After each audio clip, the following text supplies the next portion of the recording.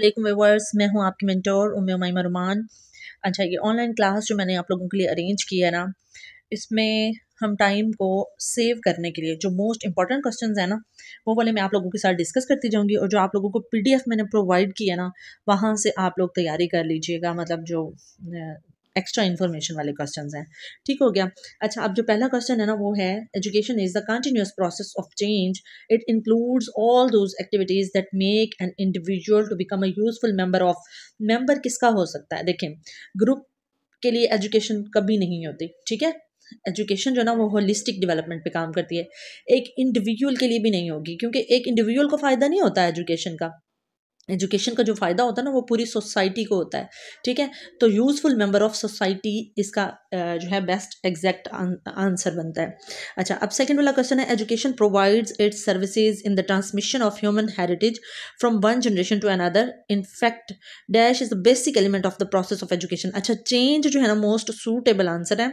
बाकी इसकी जो स्टेटमेंट है इतनी बड़ी सारी, वो आप लोग खुद जो है वो रीड आउट कर लीजिएगा।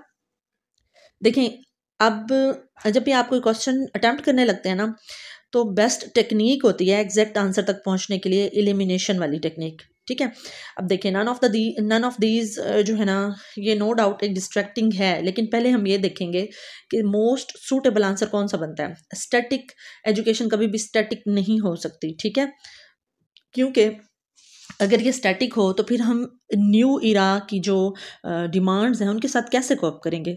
यानी जब पाकिस्तान बना फॉर एग्जांपल, या कोई भी कंट्री इस दुनिया में बना, तो उस वक्त उनके जो रूल्स नॉर्म्स वैल्यूज़ थे, या जो भी उनकी आइडियोलॉजी थी, उसके अकॉर्डिंग उन्होंने, या जितने भी चेंजिंग इरा की डिमांड्स थी उसके अकॉर्डिंग उन्होंने अपना करिकुलम डेवलप कर लिया। ठीक हो गया।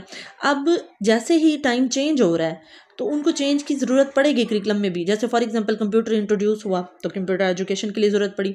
अब मेटावर्स का कंसेप्ट बहुत ज़्यादा जो है वो आम होता जा रहा है। जैसे कोरोना के दिनों में हम लोगों को ऑनलाइन एजुकेशन की ज़रूरत पड़ी। तो जैसे जैसे जैसे टाइम चेंज होता जाता है, तो न्यू डिमांड्स के साथ हमें कोप करने के लिए करिकुलम को जो है ना, उसकी प्रैग्मेटिक अप्रोच हमें रखनी पड़ती है, ठीक है।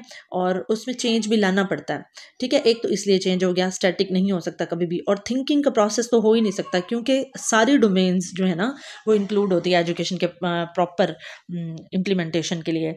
जैसे कॉग्निटिव डोमेन भी है, साइकोमोटर डोमेन भी है, अफेक्टिव डोमेन भी है। तो थिंकिंग तो कभी भी नहीं हो सकता, क्योंकि ये सिर्फ हम फिर कॉग्निटिव डोमेन पे तो वर्क नहीं करते ना एजुकेशन में। तो इसलिए change is the most suitable answer. अब थर्ड है, the word education has its origin in the Latin word educatum. Educatum जो है ना, ई और ड्यूको, और एजू और केटम, ये दो वर्ड्स भी हैं, ठीक है। इस बुक में ये दो वर्ड हमें मिलते हैं, एजू एंड केटम, और ई एंड ड्यूको, ठीक है। Compose of two terms, e and duco. आपको मेरे ख्याल में इस वक्त मार्केट में जितनी भी बुक्स अवेलेबल हैं, उनमें से किसी में भी आपको ई एंड ड्यूको का वर्ड और एजू और केटम का वर्ड नहीं मिलेगा। अच्छा, अब हम सबसे पहले ये देख लेते हैं कि what is the meaning of e and what is the meaning of duco. E के मीनिंग होते हैं इनवर्ड टू आउटवर्ड, यानी हमारा जो इनर डिसिप्लिन है उसको हम अपने बिहेवियर का हिस्सा भी बनाएं, ठीक है। क्योंकि हमारी मेंटल एबिलिटीज़ जितनी भी अच्छी हों, हम उनको जो है एक्सपोज नहीं कर सकते। एक्सपोज हम करेंगे अपने बिहेवियर के थ्रू, ठीक हो गया।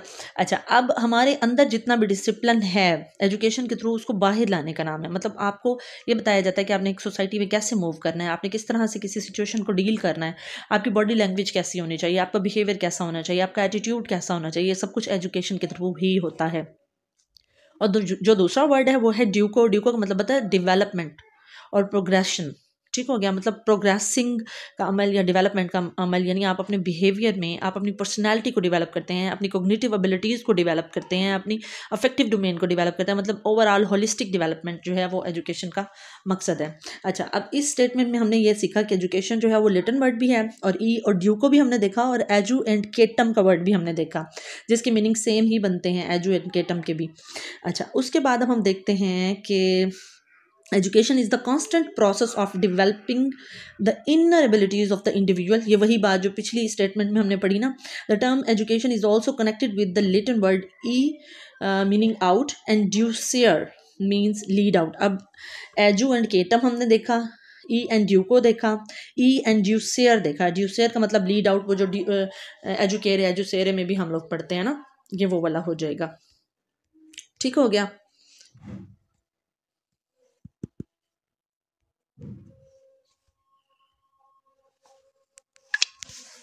देख लेते हैं question number 5। Education experts relate the word education with the little rooted word educare and एजुसेरे।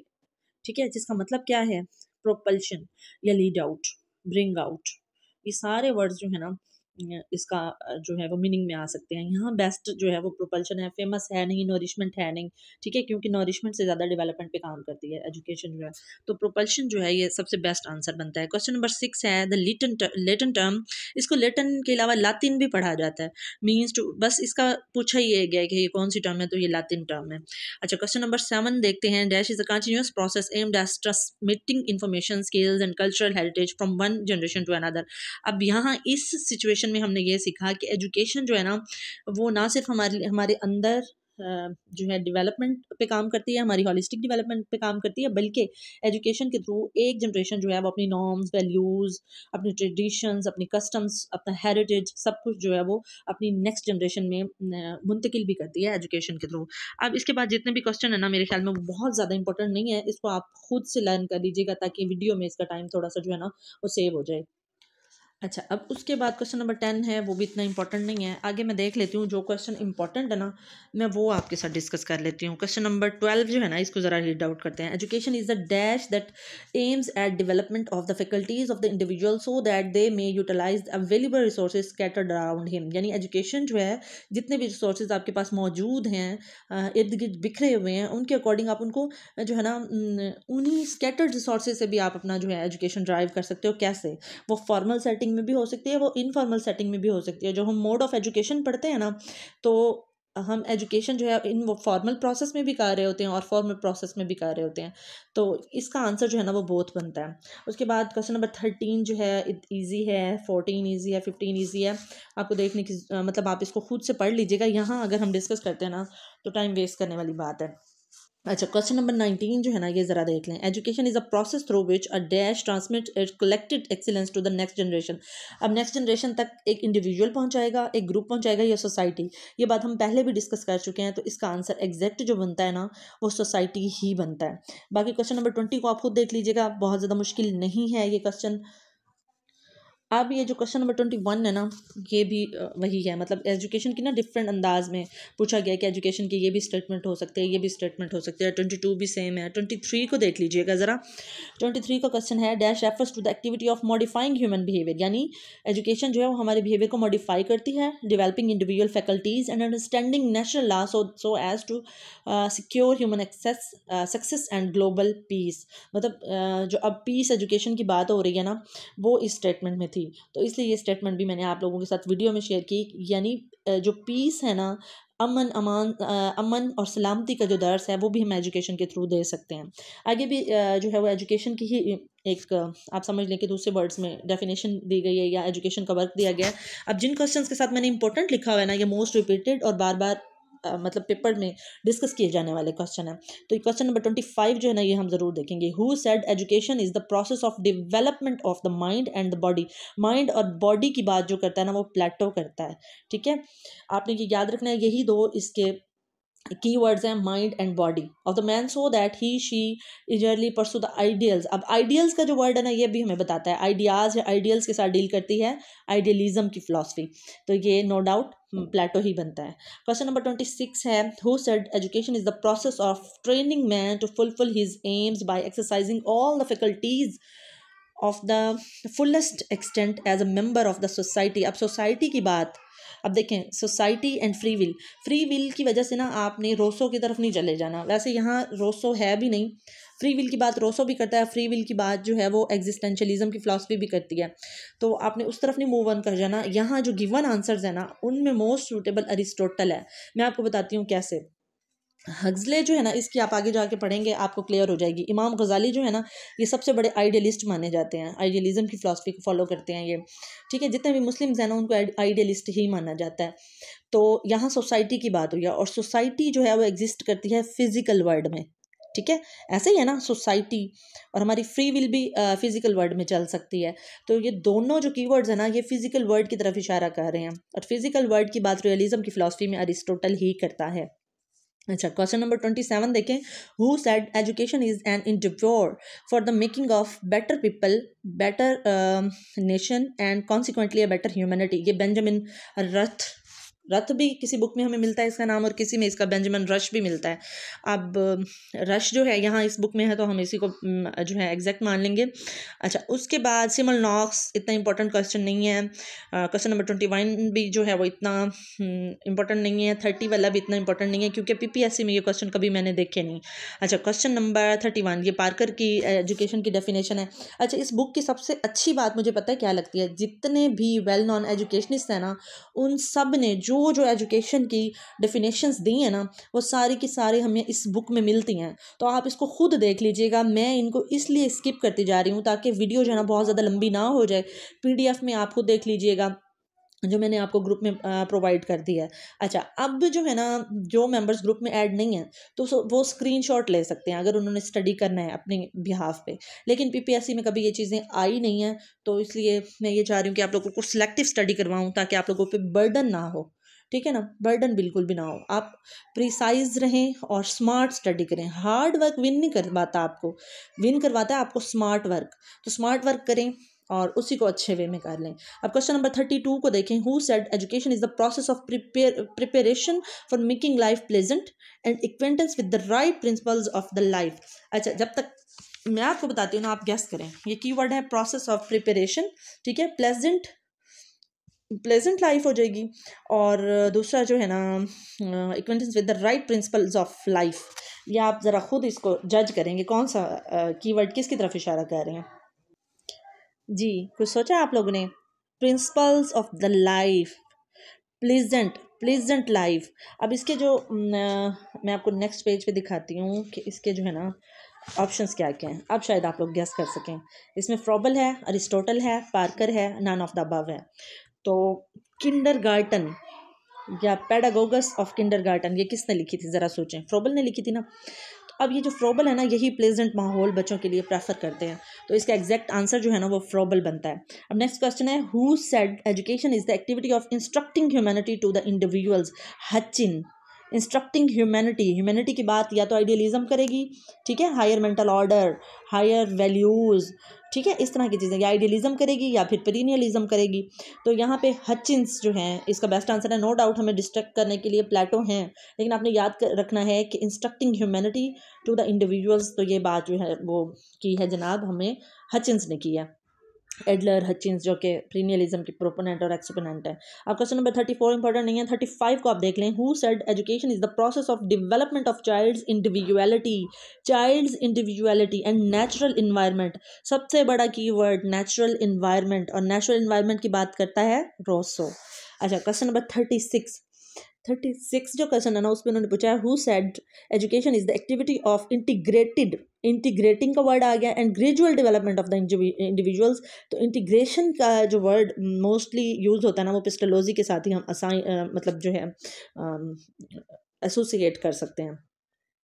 अच्छा, क्वेश्चन नंबर 37 ये आप देख लीजिएगा। वैसे कमीनियस जो हैं इनके बारे में काफ़ी पढ़ा जाता है, मतलब इनका नाम होता है अक्सर, लेकिन पेपर में कभी मेरी नज़र से नहीं गुजरा, हो सकता है आप लोगों की नज़र से गुजरा हो। क्वेश्चन नंबर 38 है। Who said education is the reconstruction and reorganisation. ये तो बहुत फेमस स्टेटमेंट है, और बार बार इंटरव्यूज़ में, पीपीएससी के पेपर में, और ये मोस्ट वाइटल क्वेश्चन है, इसको आपने ज़रूर लर्न करना है।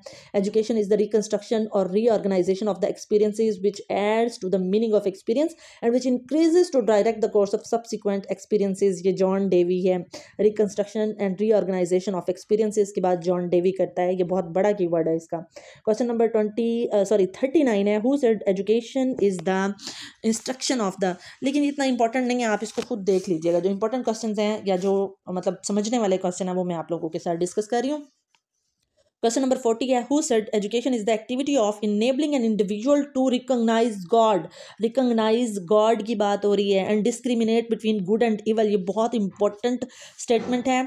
इसके कीवर्ड हैं recognise God and discriminate between good and evil. ये इमाम गजाली ने बात की थी, ठीक है। और क्वेश्चन नंबर 41 है। Who said education is the activity of acquisition of revealed knowledge, revealed knowledge की बात जो करता है ना वो इब्न खुल्दून करता है रिवील्ड नॉलेज की। It has been delivered to us by prophet. अब हमने देख लिया कि कीवर्ड इमाम गजाली का क्या है, discriminate between good and evil. ठीक है, आगे चल के किसी तरह डिस्क्रिमिनेशन वाली बात आएगी, वो शाह वलीउल्लाह से हम रिलेट करेंगे, लेकिन मैं आपको बताऊंगी कि इन दोनों में आपने डिफ्रेंशिएट कैसे करना है। ठीक है, अच्छा, अब शाह वलीउल्लाह कहता है कि discriminate between good and evil and recognise God. ये दो वर्ड शाह वली इमाम गजाली के हैं। ठीक है, और जो है ना इब्न खुल्दून उनका है रिवील्ड नॉलेज एंड प्रॉफिट्स की बात करते हैं वो। और 42 पे आप देखें, recognising God and understanding self. ठीक है, अंडरस्टैंडिंग सेल्फ, खुदी की जो बात करता है ना, सेल्फ रियलाइजेशन की बात, अंडरस्टैंडिंग सेल्फ का वर्ड आ जाए या सेल्फ रियलाइजेशन का वर्ड आ जाए तो आंखें बंद करके अल्लामा इकबाल पे लगा दीजिएगा। ठीक है, अल्लामा इकबाल की पूरी जो फिलॉसफी है ना वो खड़ी ही खुदी पे है। उनकी पूरी फिलॉसफी, उनकी पूरी पोइट्री खुदी पे है। ठीक है, अच्छा, क्वेश्चन नंबर 43 देखें, who said education is the activity of development the sense of good and evil. अब देखें, ये गुड एंड इवल की बात हो रही है, जो कि गुड एंड इवल की बात इमाम गजाली ने भी की थी, लेकिन इसमें और उसमें डिफरेंस क्या है? इसमें और उसमें डिफरेंस ये है कि इमाम गजाली सिर्फ ये कहते हैं कि गुड एंड इवल, लेकिन शाह वलीउल्लाह कहते हैं the sense of good and evil and choose the good and reject the evil. ठीक है, इमाम गजाली कहते हैं कि discriminate between good and evil, लेकिन शाह वलीउल्लाह कहते हैं discriminate between good and evil and also choose the good and reject the evil. ठीक है, ये बहुत बड़ा कीवर्ड है शाह वलीउल्लाह का। अब क्वेश्चन नंबर 44 जो है ना वो बहुत बड़ा इंपॉर्टेंट है, मैं आपको बताती हूँ कैसे। Who said education is a sum total of the activities of by which character of the nation is moulded in the form of fashion, particular fashion. ये सैयुद्दीन, बस सैयुद्दीन आपने याद रखना है। ये एक बार जो है ना लेक्चर या एचएम के पेपर में तो नहीं आया, लेकिन जैसे एजुकेशन के हवाले से पेडागोजी के क्वेश्चंस होते हैं या इस तरह किसी मतलब जैसे टीचर्स का या इस तरह से एक पीपीएससी का पेपर मेरी नज़र से गुजरा था, उसमें ये क्वेश्चन ऐड था और लोग इसको ढूंढते रहे थे कि ये कौन सी बुक में से आया। तो ये क्वेश्चन जो है ना ये जनाब इसी बुक में से आया जो अब मैं आपको पढ़ा रही हूँ, सैयुद्दीन। सैयुद्दीन आपने याद रखना है, और इसका कीवर्ड जो है ना पर्टिकुलर फैशन आप याद रखने या सम टोटल। ठीक है, सम टोटल आपको एक करिकुलम की डेफिनेशन में भी मिलेगा, और यहाँ मैं आपको नहीं बताऊंगी, आप मुझे बताएंगे कि ये सम टोटल वाली बात किसने की थी, हिल्डा टाबा ने की थी या फिर किसी और करिकुलम के एक्सपर्ट ने की थी। ठीक है, अब क्वेश्चन नंबर 45 है, who said education is the activity of activating the forces of good. अच्छा, ये मतलब मौजूदी की बात है, इतना इंपॉर्टेंट नहीं है। 46 वाला भी आप खुद देख लीजिएगा, इतना ज़्यादा इंपॉर्टेंट नहीं है। Education is a formal process of training of mind and character of the individual in the light of Islamic things so that they can perform the duties of vicegerency. तो ये जो है ना इस क्वेश्चन को आप खुद देख लीजिएगा। वाइजिसरेंसी की बात हो रही है ना, तो खलीफतुल्लाह कहते हैं इसको। अच्छा, अब उन्होंने पूछा ये है कि ये एंथ्रोपोलॉजी की तरफ जाएगा। एंथ्रोपोलॉजी होता है स्टडी ऑफ इंडिविजुअलिटी। एजुकेशन ये तो है ही एजुकेशन, तो ये नहीं हो सकता। फिलॉसफी वाली बात ये है ही नहीं, क्योंकि ना तो एथिक्स की बात हो रही है, ना नॉलेज की बात हो रही है, ना एस्थेटिक्स की बात हो रही है, और ना ही रियलिटी की बात हो रही है। तो बचा हमारे पास सोशियोलॉजी का वर्ड, तो ये सोशियोलॉजी जो है इसका बेस्ट सूटेबल आंसर है। ठीक है, क्योंकि फॉर्मल प्रोसेस की भी बात हो रही है, तो प्रोसेस जो है डेवलपमेंट के प्रोसेस जो है ना वो एक सोसाइटी को ज़्यादा फ़ायदा देगा, तो ये सोशियोलॉजी के अंडर डिस्कस हो सकता है। 47 को देख लीजिएगा खुद, 48 को भी, 49 को देख लें, मैं आपको बताती हूँ। Dash of education refer to those patterns of learning which bring about change in the human behaviour. मतलब ये कौन सी ऐसी चीज़ है जो इंसान के बिहेवियर में चेंज लाने का सबब बनता है। Purpose of education, features of education या मोड्स ऑफ एजुकेशन ये हैं। ठीक है, इसका आंसर जो है वो मोड्स बनता है, क्योंकि एक फॉर्मल, नॉन फॉर्मल, इनफॉर्मल जो है इसके सूटेबल आंसर्स में से एक हो सकता है। अच्छा, क्वेश्चन नंबर 50 जो है आप खुद देखिएगा। उसके बाद जो है 51 वाला जो क्वेश्चन है ना, ये भी एजुकेशन ही सीधा सीधा आंसर बनता है इसका। तो जस्ट एक एक्स्ट्रा इन्फॉर्मेशन एजुकेशन के हवाले से। क्वेश्चन नंबर 52 देख लें आप लोग, ये मैं आपको बताती हूँ कैसे। यह जी dash education refer to the educational programs which are conducted in the schools, colleges and universities. ये इसके सबसे बड़े कीवर्ड्स हैं, स्कूल, कॉलेज और यूनिवर्सिटीज़। अब कौन सा मोड ऑफ एजुकेशन ऐसा है जो कि स्कूल्स, कॉलेज या यूनिवर्सिटीज़ के साथ डील करता है, मतलब एजुकेशन का कि वो मोड जो हम स्कूल, कॉलेज या यूनिवर्सिटीज़ में rigid rules of entry and exit planned organized way में करते हैं तो वो फॉर्मल एजुकेशन है, ये याद रखिएगा आप। 53 को देख लें आप लोग। Dash education is the process of training the and development of the abilities of the individuals in the certified programme. अब सर्टिफिकेशन कहाँ होगी? सर्टिफाइड सर्टिफिकेट्स हमें कौन से एजुकेशन में मिलेंगे? जहाँ हम स्कूल कॉलेज या यूनिवर्सिटी के स्टूडेंट होंगे तो ये भी नो डाउट फॉर्मल एजुकेशन बनती है। अब क्वेश्चन नंबर 54 जो है वो देखें आप लोग। Dash education refer to the education which is conducted in the formal educational institutes. अब एजुकेशनल इंस्टीट्यूट्स में है तो अगेन ये फॉर्मल एजुकेशन है, फिर पूरा पढ़ के टाइम वेस्ट करने की ज़रूरत नहीं है, बाकी आप खुद देख लीजिएगा क्योंकि टाइम ना वेस्ट हो ना हमारा वीडियो में। The following are the features of the formal education. कौन कौन से फॉर्मल एजुकेशन के फीचर्स हैं वो हम डिस्कस कर लेते हैं। The process of formal education is executed for the acquisition of predetermined of goals. जी हाँ, गोल्स पहले सेट होते हैं फॉर्मल एजुकेशन में। नेक्स्ट है जी, all the possible resources are provided to the educational institute established for the formal education. जी हाँ, ये इंस्टीट्यूट्स में भी होती है, ये भी इसका एक फीचर है। Regular teachers are appointed for instruction and guidance in the formal education institutes. ये भी इसका एक फीचर है क्योंकि स्कूल्स में रेगुलर टीचर्स ही होते हैं, टीचर ज़रूर होता है, मस्ट होता है। अब डी वाला है जी, formally designed curriculum is taught. जी हाँ, पहले ही डिज़ाइन किया जाता है और फॉर्मल वे में किया जाता है, तो ये सारे के सारे जो हैं वो इस एजुकेशन के फीचर्स में आ सकते हैं। तो इसका आंसर बनता है ऑल ऑफ द अबव। अब क्वेश्चन नंबर 56 देखें ज़रा आप लोग। The following are the features of formal education. इसमें ना कीवर्ड्स मैं आपको बताती जाती हूँ, टाइम वेस्ट नहीं करते, ठीक है। अब इसका कीवर्ड क्या है? फर्स्ट वाले का कीवर्ड है एग्जामिनेशन होती है इसमें, पार्टिकुलर एकेडमिक सेशंस होते हैं इसमें। अच्छा, इसमें को करिकुलर एक्टिविटीज़ होती हैं, इसमें सर्टिफिकेट्स होते हैं, करिकुलर एक्टिविटीज़ होती हैं, डिप्लोमाज होते हैं, डिग्रीज दी जाती हैं स्टूडेंट्स को, ठीक हो गया। और उसके अलावा कंप्लीशन के बाद ही आपको डिग्री मिलती है, तो ये फॉर्मल एजुकेशन के फीचर्स हो गए। 57 में आप देख लें, यहाँ उन्होंने ये पूछा है the following are the features of the formal education. फिर दोबारा फॉर्मल एजुकेशन के फीचर्स हैं, तो इसमें भी कीवर्ड्स मैं आपको बता देती हूँ कि फॉर्मल एजुकेशन में क्रिस्टल क्लियर रूल्स होते हैं, कंपिटेंट एडमिनिस्ट्रेशंस होती हैं, स्टेट सुपरविजन होती है। जी हाँ, हमारी हुकूमत इसको सुपरवाइज कर रही होती है, ठीक है। और गवर्नमेंट जो है इसको फाइनेंस भी कर रही होती है, मतलब इसके लिए पैसा भी दे रही होती है। और फॉर्मल स्कूल्स जो है ना वो सोसाइटी के रिप्रेजेंटेटिव होते हैं। अच्छा, कई बार पीपीएससी में ये क्वेश्चन रिपीट हुआ है, which is the most suitable representative of the society, तो वो स्कूल्स होते हैं, ठीक है।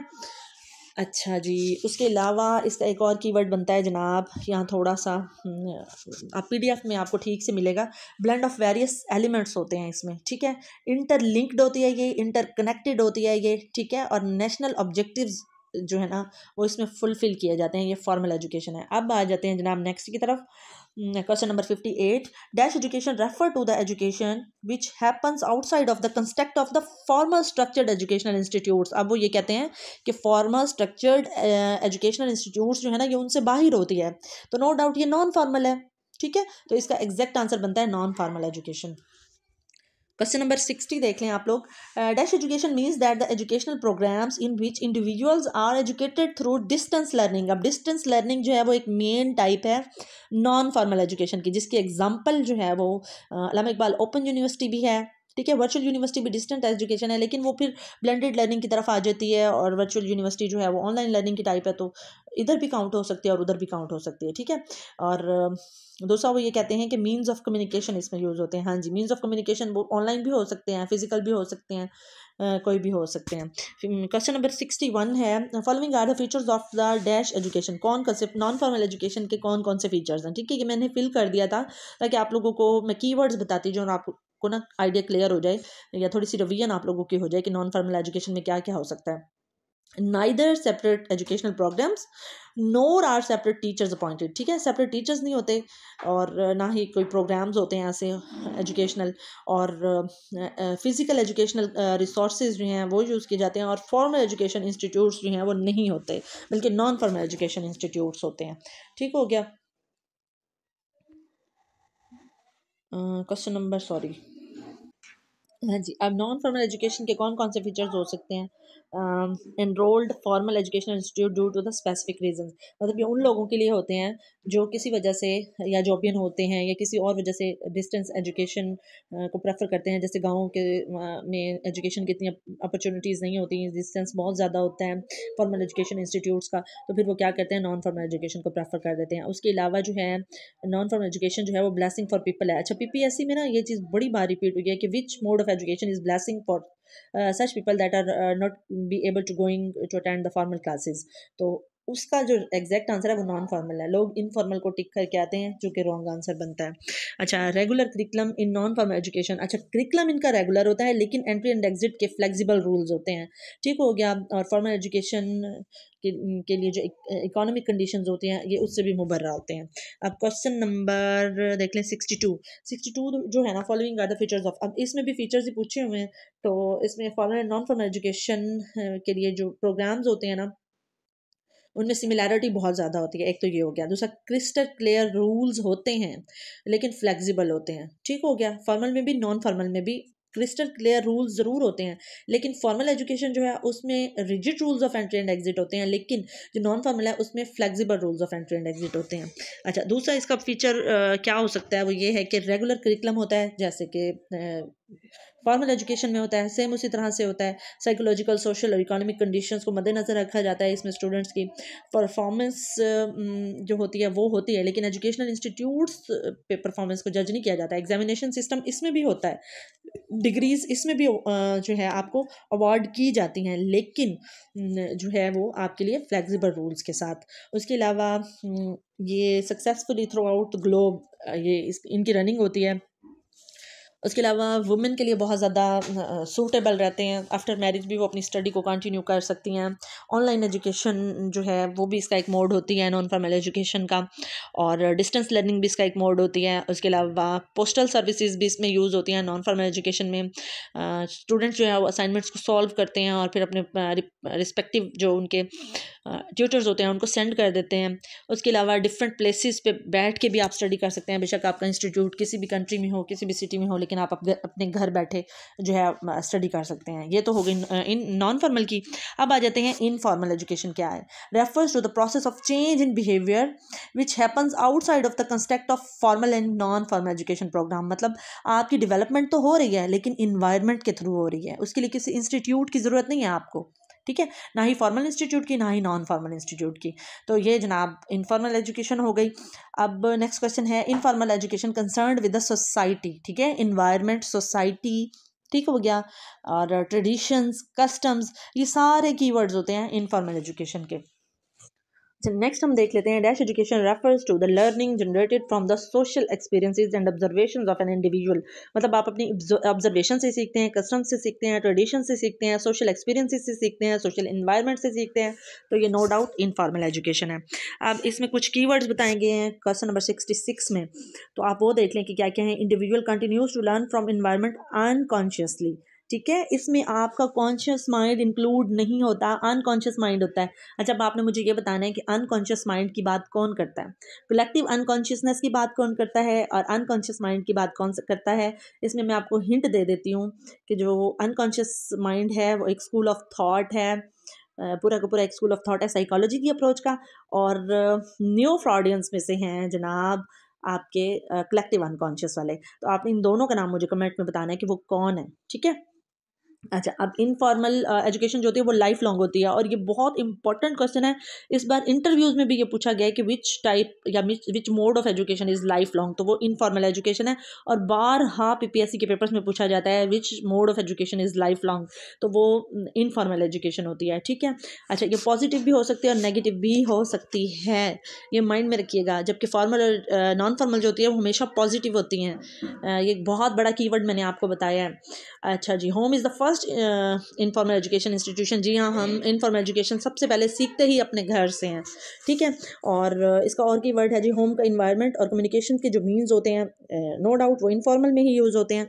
अच्छा, उसके अलावा और क्या इसका, हाँ जी, इसमें एक्सपर्ट्स नहीं होते। ठीक है। और इसमें अच्छा एक और चीज़ भी बता दूं, अक्सर ना पीपीएससी के पेपर में ये पूछा जाता है कि which type of which mode of education is, के पूछा ये जाता है असल में कि वो जो है ना डिफरेंट हो सकती है एक इंडिविजुअल के दूसरे इंडिविजुअल से, तो वो इनफॉर्मल है क्योंकि हमारे एक्सपीरियंसेस जो है ना जस्ट वही एक दूसरे से डिफरेंट होते हैं, वरना करिकुलम सेम होता है, ऑब्जेक्टिव सेम होते हैं, गोल सेम होते हैं, मतलब इस तरह की सारी चीज़ें जो है ना वो सेम हो सकती हैं, लेकिन हमारे एक्सपीरियंसेस जो है ना वो इंडिविजुअल टू इंडिविजुअल वेरी करते हैं। तो जो इनफॉर्मल एजुकेशन होती है ना वही इसका बेस्ट आंसर है। ये पीपीएससी में एक बार क्वेश्चन पूछा गया है, मेरी नज़र से गुजरा है। अच्छा, अब नेक्स्ट इस पेज पे सारे के सारे ना नॉन इनफॉर्मल एजुकेशन जो है ना उसके हवाले से ही डिस्कस किया हुआ है, तो आप खुद देख लीजिएगा। अच्छा, डिस्टॉर्शन बहुत ज़्यादा है क्योंकि मैं अपने घर पे नहीं हूँ, आप लोगों को पता है कि आउटिंग जो है उस पर फिर इस तरह से होता है, किसी और के घर में बैठ के अगर आप ऑनलाइन क्लास कंडक्ट करते हो तो इस तरह का आपको बेयर करना पड़ता है, सॉरी फॉर दैट। अच्छा, क्वेश्चन नंबर 68 है the dash stresses the self realisation. Self realisation की बात करती है आइडियलिज्म की फ़िलासफ़ी, ये इसका बहुत बड़ा कीवर्ड है। सेल्फ रियलाइजेशन की बात या तो अल्लामा इकबाल करते हैं या फिर आइडियलिज्म की फ़िलासफ़ी करती है, और आइडियलिज्म का एक दूसरा नाम होता है स्पिरिचुअलिज्म। ठीक है, तो यहाँ पे सबसे बड़ा इसका कीवर्ड जो है वो यही है, सेल्फ रियलाइजेशन। तो हम स्पिरिचुअलिस्ट को जो है ना इसका एग्जैक्ट आंसर मानेंगे, क्योंकि आइडियलिज्म का दूसरा नाम स्पिरिचुअलिज्म भी है, तो स्पिरिचुअलिस्ट स्कूल ऑफ थॉट जो है वो भी कहेंगे, जाहिर सी बात है आइडियलिज्म को। तो इसका आंसर जो बनता है वो स्पिरिचुअलिस्ट बनता है। अब नेक्स्ट है the dash thinkers thinks that education is a process which leads to the formation of character की formation। ठीक है, character की बात जो है वो moral values की तरफ आती है, तो यहाँ इसका बेस्ट आंसर बनता है moralist। ठीक है, अच्छा, education is a process which enables an individual to adjust himself to the environment. जाहिर सी बात है इन्वायरमेंट की बात हो रही है तो ये सोशियोलॉजी की अप्रोच बनती है। ठीक है, और मतलब यहाँ पे जो फिल इन द ब्लैंक दी गई है ना उसमें एग्जैक्ट आंसर एजुकेशन है, क्योंकि प्रोसेस जो है ना वो प्रोसेस, सोशियोलॉजी प्रोसेस नहीं है, सोशियोलॉजी एक स्कूल ऑफ थॉट है। ठीक है, तो यहाँ प्रोसेस की बात हो रही है तो यहाँ एग्जैक्ट आंसर इसका बनेगा एजुकेशन। ठीक हो गया।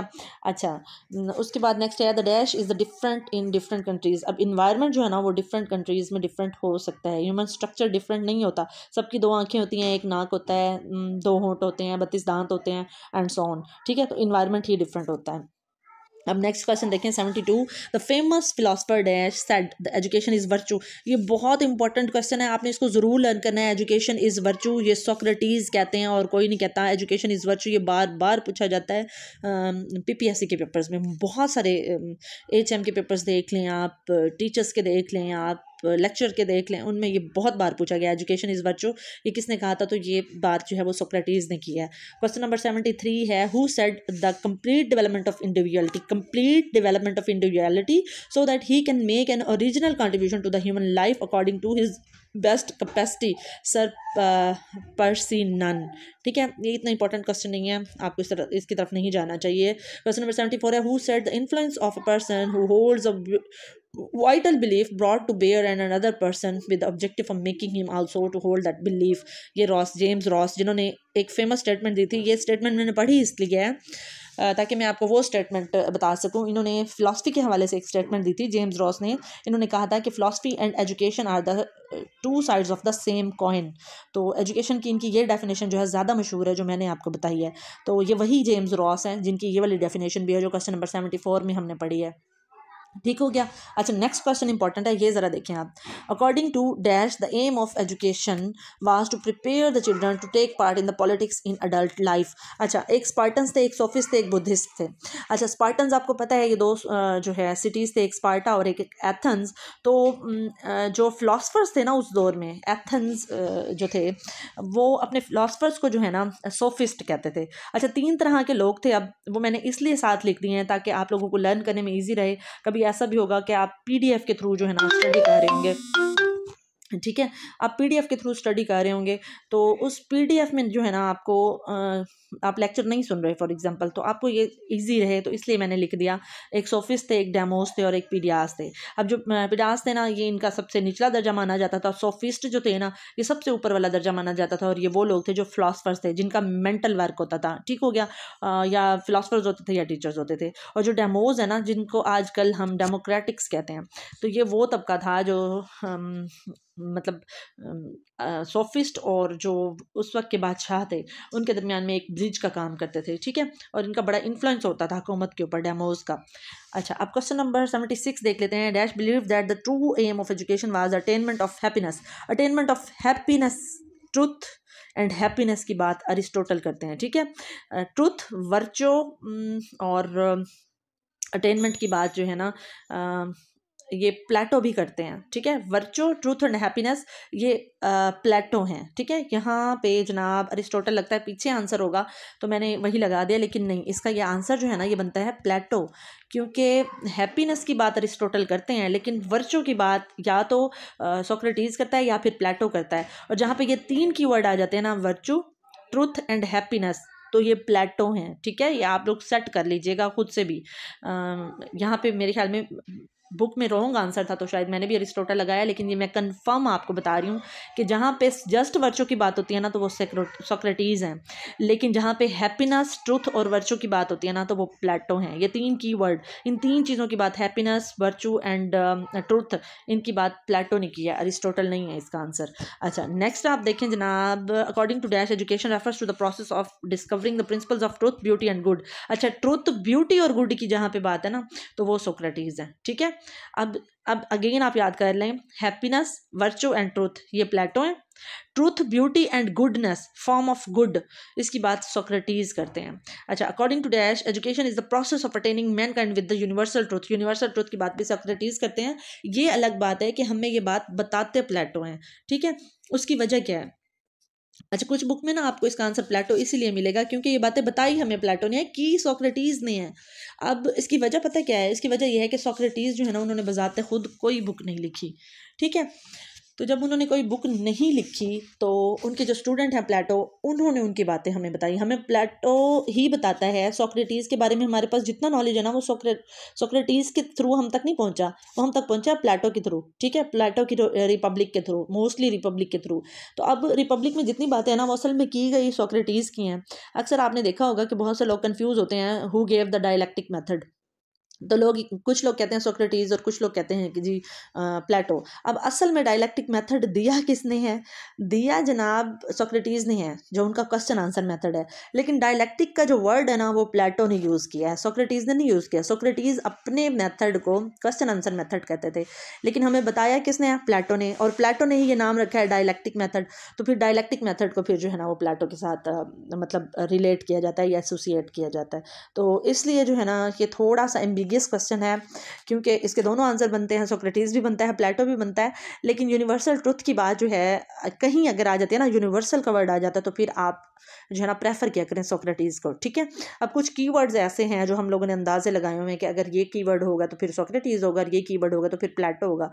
जैसे अभी हमने पीछे क्वेश्चन पढ़ा ये वाला, परफेक्ट वर्चू की बात, वर्चू हो गई, हैप्पीनेस हो गई, और ये हो गया ट्रुथ हो गया, तो फिर हम प्लेटो लगाएंगे। और अगर बात हो रही है ना इसकी ट्रुथ, ब्यूटी एंड गुडनेस की, तो फिर ये हम सोक्रेटिस लगाएंगे, ठीक है। अच्छा, बहुत सारी बुक में ना ट्रुथ, ब्यूटी और गुडनेस पे भी प्लेटो का नाम ही मिलता है। तो आप लोगों ने जो है ये कुछ एम्बिगियस क्वेश्चंस होते हैं, हर तरफ होते हैं, आप लोगों ने परेशान नहीं होना। अच्छा, ये ना पिक जो है ना थोड़ी सी आड़ी तिरछी बन गई थी, लेकिन मैंने इसको पीडीएफ में सेट कर दिया, आप लोग वहीं से देख लीजिएगा। यहाँ मैं आपको रीड आउट करके बता देती हूँ। क्वेश्चन नंबर 79 है, name the first education minister of Pakistan. Pakistan के जो पहले एजुकेशन मिनिस्टर थे ना वो थे फजलुर रहमान। आपको पता होगा एजुकेशनल कॉन्फ्रेंस 1947 जो कि 27 दिसंबर से 31 दिसंबर तक, 1 जनवरी तक आई थिंक सो जो है कैरी ऑन रही थी, उनको इन्होंने ही प्रिजाइड किया था, ठीक है। और अच्छा, ये भी बड़ा इंपॉर्टेंट क्वेश्चन है, who presided and who supervise. Supervise कायदे आजम है और प्रिजाइडेड जो है वो फजलुर रहमान है। तो क्वेश्चन नंबर 80 जो है वो देख लेते हैं, who declared the education as experience. Experience की बात तो जॉन डेवी करता है, तो आंखें बंद करके जॉन डेवी लगा लें कि बहुत इंपॉर्टेंट क्वेश्चन है, ठीक है। अच्छा, क्वेश्चन नंबर 81 है, who said experiences lead to the scientific approach. फिर एक्सपीरियंसेस की बात हो रही है और साइंटिफिक अप्रोच की बात हो रही है। साइंटिफिक मेथड की बात अगर होगी ना तो हम अरिस्टोटल कहेंगे, ये आपने याद रखना है। साइंटिफिक मेथड की बात करेंगे तो अरिस्टोटल होगा, लेकिन साइंटिफिक अप्रोच की बात होगी या साइंटिफिक वे की बात होगी तो वो जॉन डेवी होंगे, ठीक है। ये आपने याद रखना है। अच्छा, अब क्वेश्चन नंबर 82 जो है वो है the book title as allied material of education research. ये मोहम्मद राशिद, ये पाकिस्तान के हैं, और इनकी ये बुक जो है ना allied material of educational research, ये बड़ी मशहूर हुई थी ये बुक। और रिसर्च पे इनके जैसा मटेरियल जो है ना वो किसी ने नहीं लिखा, ठीक है। पीपीएससी में तो मुझे नहीं पता ये क्वेश्चन आया या नहीं आया, लेकिन ये हमारे लिए एक ऑनर की बात है कि मोहम्मद राशिद जो हैं वो पाकिस्तान से हैं, और अच्छा एक बात कहूँ मैं, ये जो बुक मैं आप लोगों के साथ डिस्कस कर रही हूँ ना, इसमें भी मतलब ये खुद ऐड हैं, इसके जो ऑथर्स हैं ना उनमें ये मोहम्मद राशिद साहब भी ऐड हैं, तो शायद इसलिए उन्होंने ये ऐड किया। लेकिन ये बुक वाकई बहुत अच्छी है, मैंने पर्सनली पढ़ी और बहुत ज़बरदस्त बुक है। अच्छा ये एक यूनिवर्सिटी के सिलेबस में भी है, आप लोगों ने मुझे बताना है कौन सी यूनिवर्सिटी के सिलेबस में है उनकी ये बुक। अच्छा क्वेश्चन नंबर 83 है, foundation of behavioural research is written by Fred and Kerlinger. ये इतना इंपॉर्टेंट क्वेश्चन नहीं है। क्वेश्चन 84 भी इतना इंपॉर्टेंट नहीं है, देख लीजिएगा, ये कभी आए नहीं है पीपीएससी में। अच्छा इसके बाद जो क्वेश्चन बनता है ना, ये डिफरेंट बुक्स के नाम दिए हुए और पूछा हुआ है। और क्वेश्चन नंबर 89 को देखें आप, according to dash the business of education is to discover aptitude and progressively to train them for social use. Social use की बात हो रही है यहाँ पे, और ये एम्बिगियस क्वेश्चन है। सोशल उसकी बात करें तो फिर डेवी बनता है, लेकिन डेवी इसमें है नहीं, ठीक है। और दूसरा education is to discover aptitude and progressivism, progressivism का वर्ड भी यूज़ हो रहा है, तो शायद JS मिल हो इसके, लेकिन नॉट कन्फर्म्ड, ठीक है। ये क्वेश्चन मैंने इसलिए आप लोगों के साथ शेयर किया है क्योंकि मैं खुद इसके बारे में ना बिल्कुल भी कन्फर्म नहीं हूँ। तो अगर आप में से किसी को पता है ना इसका आंसर, ठीक है, तो आप लोग मुझे ज़रूर बताइएगा। मेरा माइंड ना अल्लामा इकबाल की तरफ भी जाता है, क्योंकि अल्लामा इकबाल भी जो है ना वो नो डाउट आइडियलिज़्म वाली अप्रोच थी उनकी, आइडियलिस्ट हैं, लेकिन इन्होंने कहीं ना कहीं प्रोग्रेसिविज़म की बात भी की है। इन्होंने मुसलमानों को कहा था कि आप चैलेंजिंग चैलेंज बना के कबूल करें ना इस चीज़ को, कि आप लोगों ने जो है ना न्यू इरा के साथ जो है वो खुद को जो कंपोज करके दिखाना है। तो मेरा माइंड जो अल्लामा इकबाल की तरफ भी जाता है। तो अगर किसी को इसका एग्जैक्ट आंसर पता है तो आप लोग मुझसे ज़रूर शेयर कीजिएगा। उसके बाद हम देख लेते हैं जनाब, क्वेश्चन नंबर है हमारे पास 90। क्वेश्चन नंबर 90 इंपॉर्टेंट है। Al Ghazali commonly known as Europe in Algazel, ठीक है, ये आया भी है एक बार, ठीक है, is one of the most illustrious scholar who became renowned for his vast learning. He taught at madrasa nizamiya, sorry Najmiya, Nizamiya भी कहते हैं, किसी बुक में नाजमिया भी है, तो आप देख लें कौन सा एग्जैक्ट नाम बनता है। तो ये मदरसा है कहाँ पे, ये बगदाद में है, ठीक है, बगदाद आपने याद रखना है। इसके 3 चीज़ें हमने सीखी कि अल गज़ाली को यूरोप में अल गज़ल के नाम से पुकारा जाता है, बगदाद में, और मदरसा नाजमिया या निज़ामिया इनके साथ ये एसोसिएट है। जी जनाब, इसका नेक्स्ट क्वेश्चन है, question number 91। The epistemological concept of Al Ghazali is found in his famous book Ihyaul Ulum Addin. Ihyaul Ulum जो है ना, ये बड़ी फेमस बुक है, और ये क्वेश्चन भी आया है कई बार पेपर में कि अहयाउल उलूम इज़ रिटन बाय। तो ये अल-गज़ाली की बुक है अहयाउल उलूम। अच्छा आगे चल के ना हम इनकी सारी बुक्स के नाम पढ़ेंगे, इसलिए मैं यहाँ आपके साथ डिस्कस नहीं कर रही, आगे आप जाके ना डिस्कस करेंगे खुद भी, आगे ये MCQs आया हुए हैं, ठीक है। अहयाउल उलूम अद-दीन इसका पूरा नाम है, और उन्होंने ये पूछा है कि इंग्लिश में इसको क्या कहा जाता है, तो द रीजनरेशन ऑफ साइंसेस, ठीक है, यानी अहयाउल उलूम जो बुक है ना, उसका इंग्लिश में जो ट्रांसलेशन की गई थी उस बुक का नाम इन्होंने रखा था द रीजनरेशन ऑफ साइंसेस, ठीक है। क्वेश्चन नंबर 92 है जनाब, the following points present an outline of the epistemological concept of Al Ghazali. Al Ghazali जो है वो आइडियलिस्ट थे, आपको पता ही है, और ये कौन कौन से पॉइंट हैं, इसके कीवर्ड मैं आपके साथ डिस्कस कर लेती हूँ। कीवर्ड है जनाब human Saul, seed in the soil, ठीक है। अच्छा दूसरा इन्होंने ये बात की आइदर इनेट और एक्वायर्ड, जो नॉलेज है ना वो इनेट भी हो सकता है और एक्वायर भी किया जा सकता है, ठीक है। और तीसरा इन्होंने कहा कि सेंसरी नॉलेज। अच्छा सेंसरी नॉलेज की एक वेस्टर्न ने भी बात किया, वो कौन है, सेंसरी एक्सपीरियंसेस की बात कौन सा वेस्टर्न फिलोसफर या एजुकेशनिस्ट करता है, ठीक है। और सेंसरी नॉलेज की बात अल-गज़ाली भी करते हैं। और अल्टीमेट रियलिटी की बात करते हैं ये, तो नो डाउट ये आइडियलिस्ट है। अल्टीमेट रियलिटी की बात आपको पता है आइडियलिज्म ही करती है, और वो कहते हैं कि अल्टीमेट नॉलेज जो है ना वो आता अल्लाह अलमाइटी की ज़ात से है और कहीं से नहीं आता, या फिर टीचिंग ऑफ प्रॉफिट्स जो होती है ना उससे हमें ये मिलता है। तो ये इसके कीवर्ड थे, मैंने आप लोगों के साथ डिस्कस किए। अब क्वेश्चन नंबर 93 जो है ना, ये कभी मतलब आया तो नहीं है इस तरह से, लेकिन इसमें जो एक्स्ट्रा इन्फॉर्मेशन दी गई है ना वो इंपॉर्टेंट है, इसलिए मैं आप लोगों के साथ डिस्कस करूंगी। अल-गज़ाली कहते हैं कि तालीम जो है ना वो इंसान और हैवान का फ़र्क वाज़े कर देती है, ठीक है, एक ये बात। और awareness of good and evil, ये बात हम पहले भी डिस्कस कर चुके हैं। और तीसरी जो है ना वो ये कहते हैं कि जो टोटल डिस्ट्रक्शन ऑफ नेचुरल प्रोपेंसाइटिस जो है ना, इसका नाम भी नॉलेज है, ठीक है। मतलब गुड को आप एक्सेप्ट कर लें और इवल को छोड़ दें, बस असल में बात वो ये कर रहे हैं। अच्छा जो मोस्ट इंपॉर्टेंट चीज़ है ना जो मैं आपके साथ डिस्कस करना चाह रही थी, वो इनकी है जनाब there are two types of good, positive good and negative good. ठीक है, जिस गुड की बात अल गजाली करते हैं ना, फिर वो कहते हैं कि गुड की दो टाइप है, एक पॉजिटिव गुड और एक नेगेटिव गुड। अब आगे वो बताते हैं what is positive good. Positive good refers to do good deeds and negative good means to avoid bad deeds.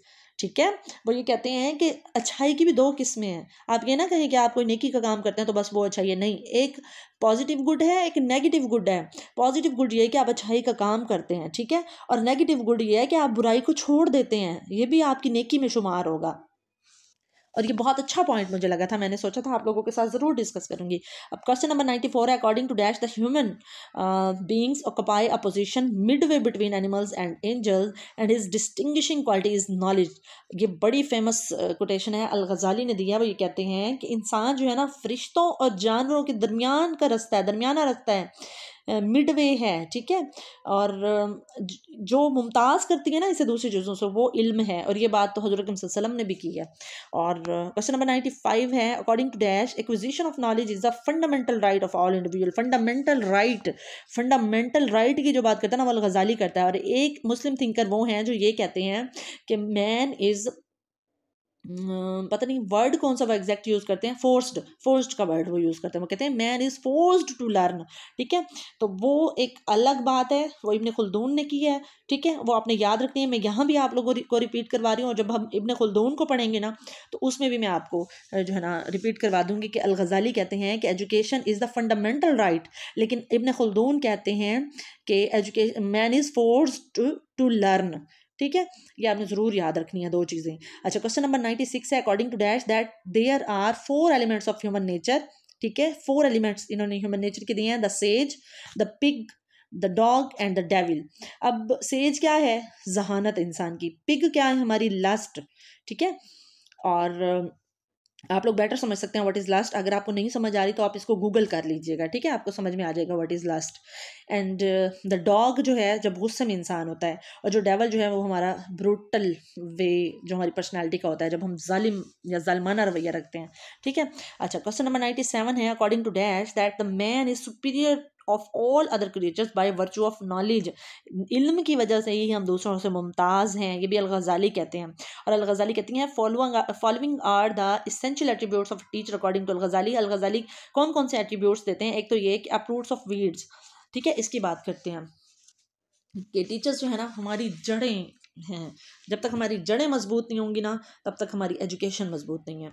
अच्छा, दूसरा अल गजाली कहते हैं कि टीचर जो है ना हमें बेटर ग्रो करने के काबिल बनाता है। ठीक है, तीसरा वो ये कहते हैं कि मॉरल लैप्सेस जो हमारी होती है ना वो टीचर्स जो उनको सेट कर सकता है। और चौथा वो ये कहते हैं कि टीचर्स जो है ना स्टूडेंट्स के लिए रोल मॉडल होते हैं और एग्जाम्पल होते हैं, और हमारी ब्रूटैलिटी या हमारा प्रूडेंस जो होता है ना उसको कम करने के लिए टीचर्स जो है ना वो बेस्ट क्रिएचर्स हैं। अब क्वेश्चन नंबर 99 आप देख लें, according to dash the useful knowledge is one. अच्छा, इन्होंने नॉलेज की दो टाइप्स दी थी, एक यूज़फुल और एक यूज़लेस। ये बहुत इंपॉर्टेंट क्वेश्चन है, इसको आपने ज़रूर याद रखना है। जो नॉलेज की डिस्ट्रीब्यूशन है ना वो अल गजाली ने भी 2 टाइप्स में किया, और इब्न खुल्दून ने भी 2 टाइप्स में किया है। ठीक है, तो आपने मुझे कमेंट्स में ये बताना है कि इब्न खुल्दून जो हैं उन्होंने कौन सी 2 टाइप्स दी थी। ठीक है, यूज़फुल और यूज़लेस की जो हुई है ना डिस्ट्रीब्यूशन, ये किया अल गजाली ने। ठीक है, यहाँ हमारा ये कंसर्न है, लेकिन आपने मुझे ज़रूर बतानी है, मैं देखूँ आप लोगों को याद भी है या नहीं। ठीक है, अब यूज़फुल नॉलेज क्या है, जो कि हमारे लिए फ़ायदा मंद होता है। ठीक है, और यूज़लेस वो होता है जिसका करने से गुनाह तो नहीं मिलता इल्म हासिल करने से, लेकिन वर्ल्डली अफेयर्स जो है ना उसमें हमारे लिए हेल्पफुल ज़रूर होता है, लेकिन उसको करने से सवाब नहीं होता। ठीक है, ये वो वाला नॉलेज होता है। और क्वेश्चन नंबर 100 जो है, Al Ghazali is the rightly influenced by the thoughts of the Greek philosopher. Al Ghazali जो है ना वो किससे इंस्पायर्ड थे, ग्रीक फिलोसफर्स में से, वो प्लेटो से थे। और ये क्वेश्चन बहुत इंपॉर्टेंट है, आपने ज़रूर करना है इसको लर्न, कि वो प्लेटो से बहुत ज़्यादा इंस्पायर्ड थे, और प्लेटो ने आइडियलिज्म की फिलॉसफी दी थी। दैट्स वाई अल गजाली को जो है वो आइडियलिस्ट माना जाता है। और ये भी बहुत इंपॉर्टेंट क्वेश्चन है कि इन्होंने 2 टाइप्स में डिवीजन की थी, यूज़फुल और यूज़लेस, और फिर यूज़फुल नॉलेज को आगे मज़ीद इन्होंने डिफ़ाइन किया था, और फिर हम कल वाली वीडियो में देखेंगे। ठीक हो गया, अब 100 क्वेश्चन हमारे पूरे हो गए। अब 100 क्वेश्चन की ही वीडियो आप लोगों को मिला करेगी। होपफुली आपको वीडियो पसंद आई होगी। वीडियो पसंद आई है तो वीडियो को लाइक कीजिएगा, शेयर कीजिएगा। मिलते हैं फिर नेक्स्ट वीडियो में। टिल देन, अल्लाह हाफिज़।